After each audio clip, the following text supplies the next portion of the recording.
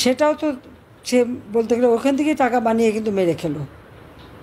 আমি জানি না এখন কারো মনে এই প্রশ্ন জাগে না কেন যে এই যে 6,000 টাকা বেতনে যে ব্যক্তি 1990 সালে গ্রামীণ ব্যাংকের এমডির চাকরি পেল এবং চাকরি করত, সে কী করে দেশে বিদেশে হাজার হাজার কোটি টাকার মালিক হলো, এই কথাটা কারো মনে প্রশ্নটা জাগলো না কেন?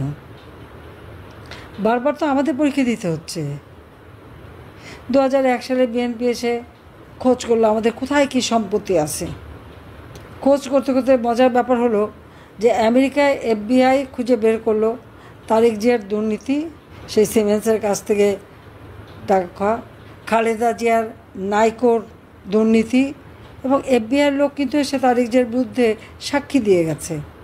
আর নাইকোর কেসে FBI কিন্তু অপেক্ষা করছিল এসে সাক্ষী দেবে। তখন খালেদা জিয়া অসুস্থ দেখে আর কোর্টে যেতে পারে না, বিচার দেরি করতে করতে এখন তো যাক এনুস সাহেব এসে সব নিজের যত দুর্নীতির মামলা, 5টা দুর্নীতির মামলা, মানি লন্ডারিং, গ্রামীণ ব্যাংকের টাকা, গ্রামীণ ফোনের টাকা, সব এমনকি শ্রমিকদের টাকা মেরে খেয়ে শ্রমিক আদালতে সাজাপ্রাপ্ত আসামি হচ্ছে ডক্টর ইউনূস। চলে চলে মাসতুতো ভাই, এবং ক্ষমতা এসে যত দুর্নীতির মামলা ছিল সব বাতিল করে দিল, নিজেরটাও করলো, বাকিদের করলো। আর যেহেতু সে ক্ষমতাটা দখল করেছে জঙ্গিদের সহায়তায়,